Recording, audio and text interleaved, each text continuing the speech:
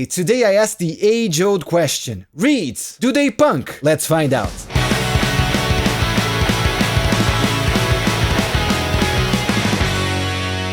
First of all, if you like punk rock and you like Ableton Live and you like to produce music in weird ways, subscribe to my channel and press like right now. I really need to grow this thing this year. Come on, let's do this. Okay, back to the video. So this is a new series in my channel where I'm gonna ask the question we all ask ourselves sometimes. Does this punk? Today I'm gonna start with reeds because I got a really cool reeds plugin, but I'm gonna do this with a lot of things. I have a banjo now, I have a bass ukulele, I have a mandolin, and these are just some of the things I'm thinking about testing in punk rock, but today I'm gonna start with a plugin, so this can be kind of the pilot for this new series to check out if you actually like it and if I can take it further with real instruments and maybe even with the real people that play the instruments properly, not just me playing the instruments. And we're gonna find out what can we use in punk rock and what doesn't work at all. I think that's a good idea, isn't it? I'm curious and I hope you are curious as well. So come on, get on board with me on this ship towards enlightenment. So the reason why I'm doing reeds today is because the guys from Spitfire Audio, as always, good friends of mine, the Spitfire Audio guys, they gave me the chance to review their new plugin, Abbey Road 1, Mysterious Reeds. You know, I like to call myself a mysterious reed sometimes because I'm very good at blowing and I'm very mysterious.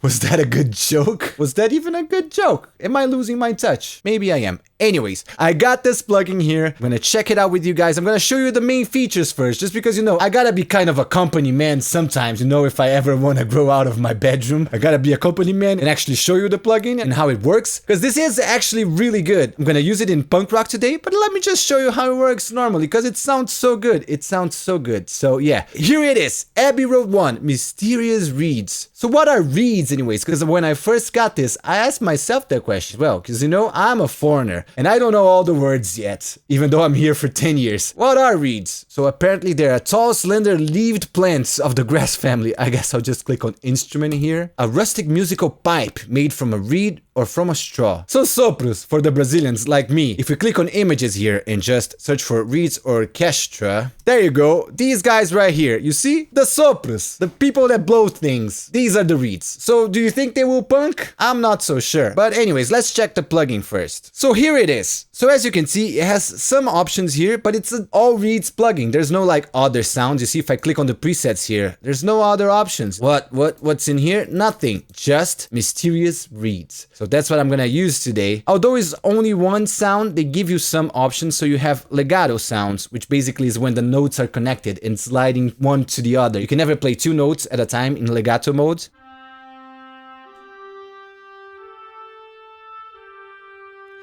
Sounds really nice. I don't deserve this plugin because it sounds too nice for what I do. We have also long, and then you can play chords, which is really nice.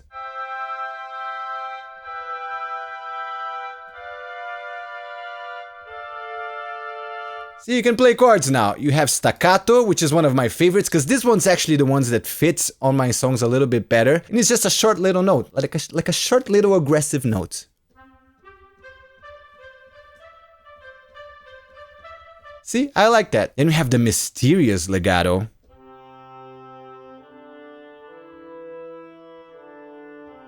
The mysterious long.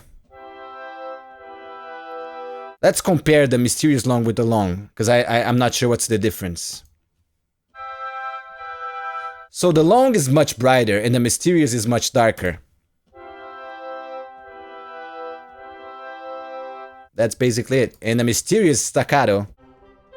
Again, see? Short little notes, a little bit darker than just the staccato. There you go. We have some cool options here, which are the mixes. So you have different ways that they recorded these sounds. So usually when you open a plugin is on mix 1, which is a modern mix. So this is how it sounds.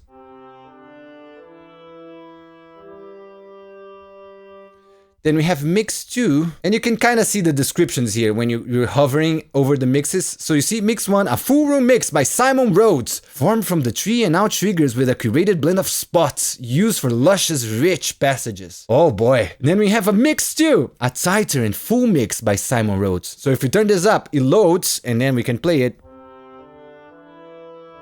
It is a fuller sound. We can come here, just turn this one off, turn vintage one on, and if we read the vintage one, a unique pair of RM1B microphones combined with some classic ribbons. Ribbons! I like that. So let's try it.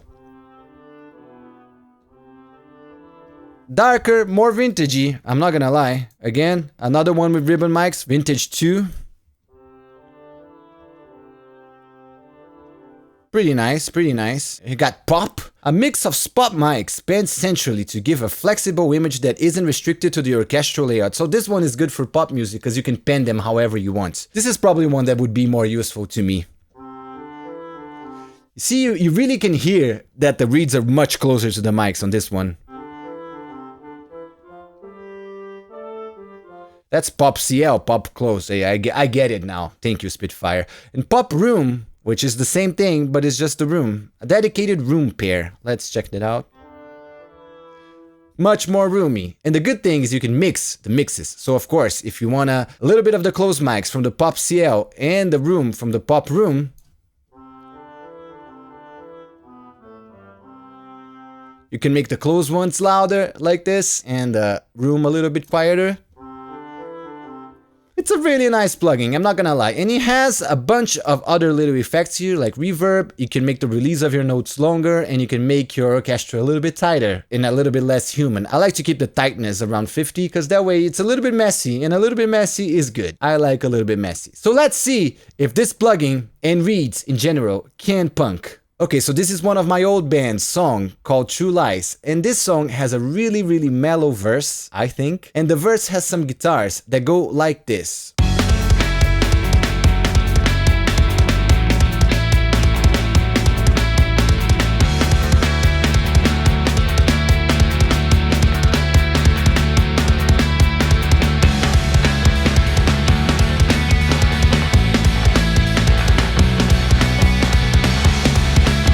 So I thought they're very mellow, they're mellow guitars, and Reeds are pretty mellow as well, most of the times. So I think I could try and substitute the guitars with Reeds. It's just my oldest quest to hybridize punk with other styles as most as I can, because I think punk is such an underused style. We can do so much with it, and we keep stuck in the same old ideas, and I just have this obsession with hybridizing with other things and other styles and other sounds just to see what we can do. Let's try the Reeds in there. This verse has 3 little sections, like it's all the same verse, pretty similar sections, but they have 3 little sections that make the song grow a little bit exponentially during the verse. So the guitar starts a little bit mellow, and then it goes a little bit more loose, and it has a little bit of a chorus in there, and then finally, just before the chorus, it gets a little bit distorted and a little bit more chorusy. So to make that happen with the Reeds, I made 3 groups, and inside these groups, I have Abbey Road Reeds in there twice. One for the left side, one for the right side, because I'm trying to copy my punk rock style of penning guitars hard left and hard right. So I did the same thing with the plugin. Then to make the quieter part, the first part of the verse, I used the staccato, and then the middle part of the verse, I used the long, and I put a little bit of chorus in there. You see, I have this Arturia chorus here, which is really nice, just to make the things a little bit more chorusy and spread them a little bit farther to the sides. And then for the more aggressive part of the verse, the very last part before the chorus, I put a little bit of black box distortion in there, just a little bit, and then a flanger instead of a chorus to make the modulation a little bit more aggressive, you know? So this is what we got right here.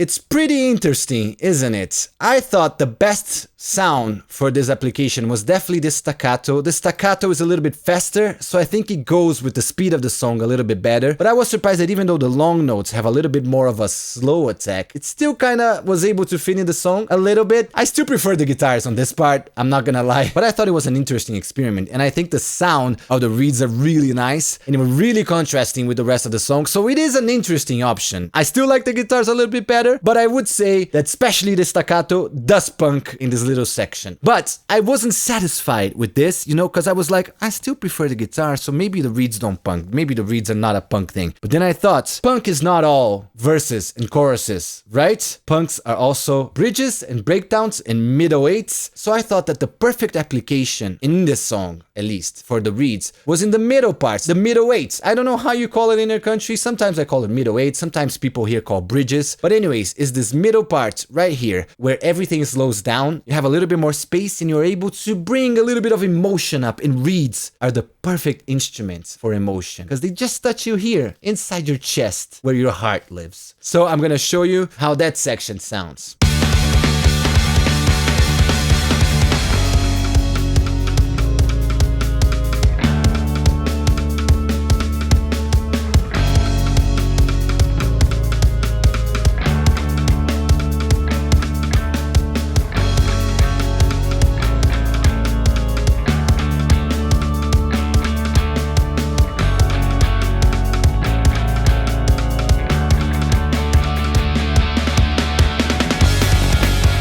That's so nice. That's so nice. Because imagine you have the whole song being really heavy and punky, and then out of nowhere, the middle has this section with reeds, and people are gonna be like, what? Reeds in the middle of a punk song? If you check out Blink-182's Untitled album, they experimented with a lot of sounds like this. If you check out all of this, they have little orchestral sounds and keyboard sounds in the background that really make the difference. And those are my favorite kinds of punk, because people are trying things that are different. They're trying things that are more contrasting than just guitars, drums, and bass, you know? So yeah, I was really happy with the results for this middle parts. And of course, in the end here, you see that I have a long note going towards the end, because in the very background for the last chorus, if you leave a high note from the reeds, it adds this little spice that makes the last chorus a little bit different than the other ones, a little bit more emotional, and it's just a nice touch.